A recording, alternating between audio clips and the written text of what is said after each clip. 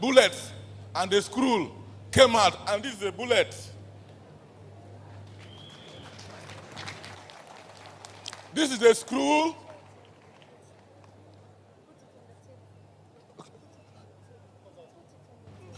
You can see on the screens of our television. This is a screw, and this is a bullet. The thing on its own in the morning started to scratch me. The leg started to scratch me. The first thing that came out was the bullet.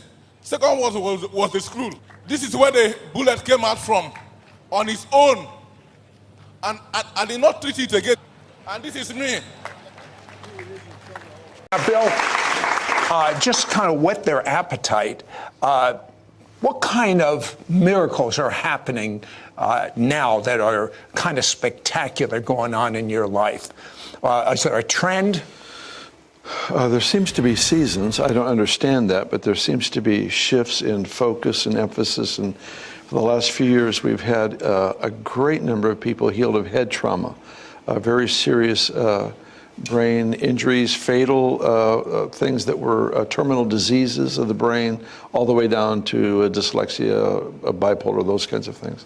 We've also had a lot of people healed with metal in their body, where they had restricted movement, or you could feel a metal plate in the wrist and their screws and all of that. I really was encouraged from James Maloney, actually, to go after this, because he has had so much breakthrough in that area.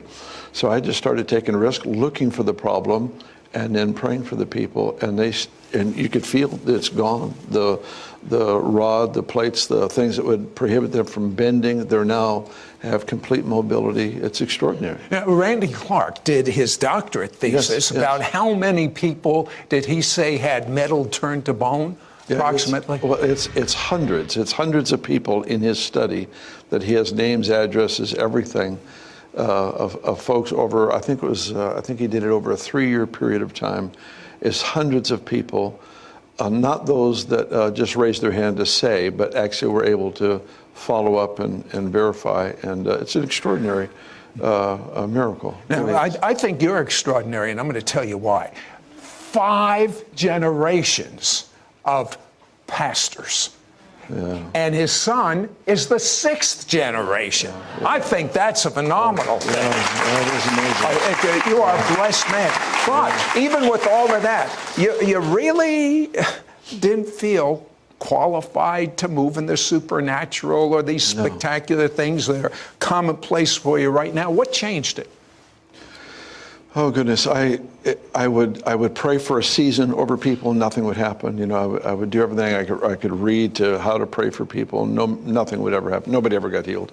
I had some die, but nobody would get healed. By the way, he may be joking, but I actually had that happen to me. I started praying for people. Someone died. I'm not joking. It happened to me too. Oh, you too. Okay. Yeah, but anyway, it just wouldn't leave the pages of Scripture. So. While I would leave it for a season, I would come back and be encouraged and go after it, no breakthrough. Finally, in 1987, somebody encouraged me to go to a John Wimber conference.